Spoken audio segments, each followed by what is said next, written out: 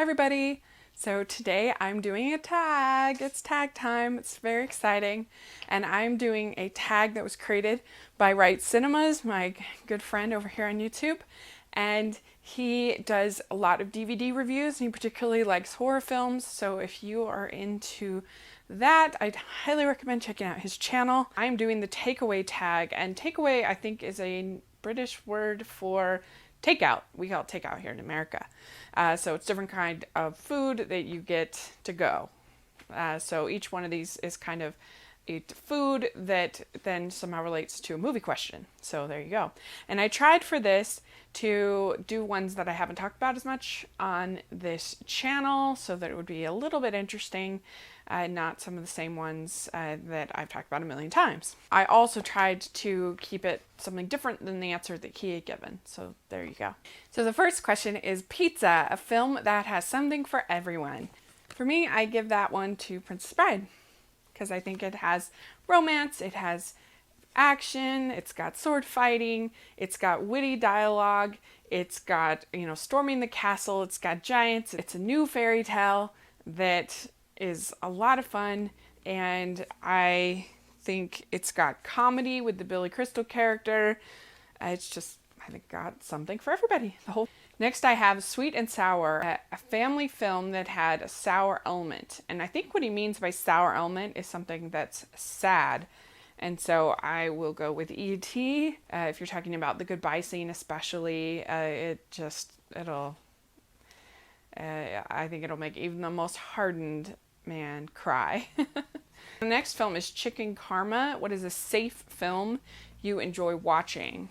For that, I will say the Exotic Marigold Hotel films.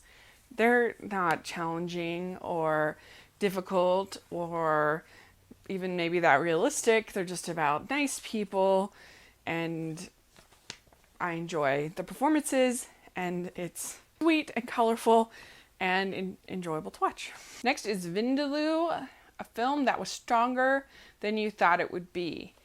I would say Ant-Man. I don't have it on DVD yet, but it was one that sounded really stupid, and then I actually ended up liking it. So there you go. Next one is Fish and Chips, a classic you enjoy a lot. Say Singing in the Rain. It's a classic I enjoy a lot. It's funny, it's sweet, it's romantic, it's got great music, great dance sequences, Donald O'Connor, Gene Kelly, Debbie Reynolds. It's just one of my faves. Next is Wasabi, a film that brought a tear to your eye. And for that, I will say Old Yeller. And I don't know if you're human if you don't cry at Old Yeller. Next is Special Fried Rice, a film that's very mixed up, but very good. And for that, I have SpongeBob, Sponge Out of Water. It's just completely nutty, bizarre, crazy, with time travel and dolphins and SpongeBob and there's like an apocalyptic SpongeBob scenario, and the whole thing is just crazy, but it was really entertaining, I thought. And this is a trilogy that you love. I can find the DVD at the moment, but I decided to go with the Before trilogy of Before Sunrise, Before Sunset, and Before Midnight. And this is Richard Linklater.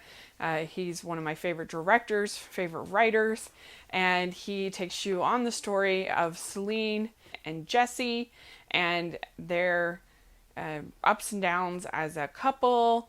It feels like authentic conversation, like this is how people would actually talk, and it's really just fascinating to follow the same actors and then also the same couple in the same timeline. So when each film is 7 years apart and each one they grow kind of that much, the characters are also 7 years apart, and I don't know, it's brutal at times. Before Midnight definitely was tough to watch at times, but it was still really well done.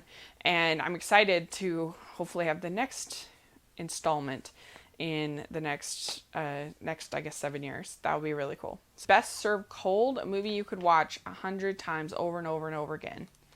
And for me, that's one of those is You've Got Mail.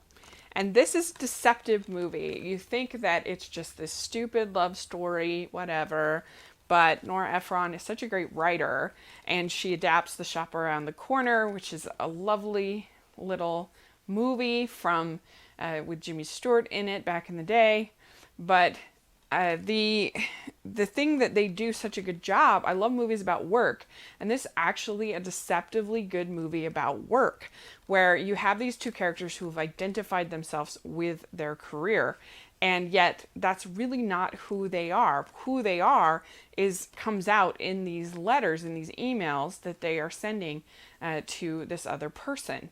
And so it's actually, and how many of us, people say, what do you do? And it's really, you say your job, but that's really not who you are. And it's only through sort of this conflict with them over their jobs that they kind of realize who they really are. She even says as much at the end that if she hadn't lost her job, she never would have started writing. She never would have experienced some of these things. And so, I don't know, I just find it fascinating. It's so funny. I love the script. I love all the witty dialogue about Starbucks and about New York and about love and life. And to me, it's just about perfect. I love all it has to say about writing, and when she talks about the experiencing a book as a child, it changes you, and I love this movie. Is put in the bin a movie you own but you wish you didn't. Own a movie that you don't like. Oh, here you go. Here's why. So I have the prequels because I was able to get them so cheap for under $7, I think, for $5, $7, something. And since I was going to be reviewing them, I wanted more than just a rental. We're going to be discussing them in detail, and I needed to come up with questions. I needed to rewatch it. That I decided to purchase them, but especially owning Attack of the Clones makes it kind of sad inside because I really hate it. But there you go. And then also this when I reviewed Rango, this was only $4 and it cost $3 to rent it. So I figured I might as well buy it, but I hate all three of these movies. Rango, which is way better than these other three, but still I don't really like it. And then you have Yogi Bear and Barnyard. So not my proudest entry into my DVD collection. Everything in this tag. This was a fun tag. Thanks for tagging me. Wright Cinemas. Definitely check out his channel. And I will go ahead and tag the Lawn Gnome because he told me that he needs more tags. So, so I'll tag him. And tags are always optional. You don't have to do it if you're busy. No problem. I'll tag Matthew Earnhardt too because he always has interesting answers to questions. And I'll put these questions in the description section and you can check it out. So those are the people that come to mind, but if you want to do the tag, then go ahead and do it, and that should be a lot of fun. So thanks so much. Please subscribe to my channel. I'll talk to you later. Bye.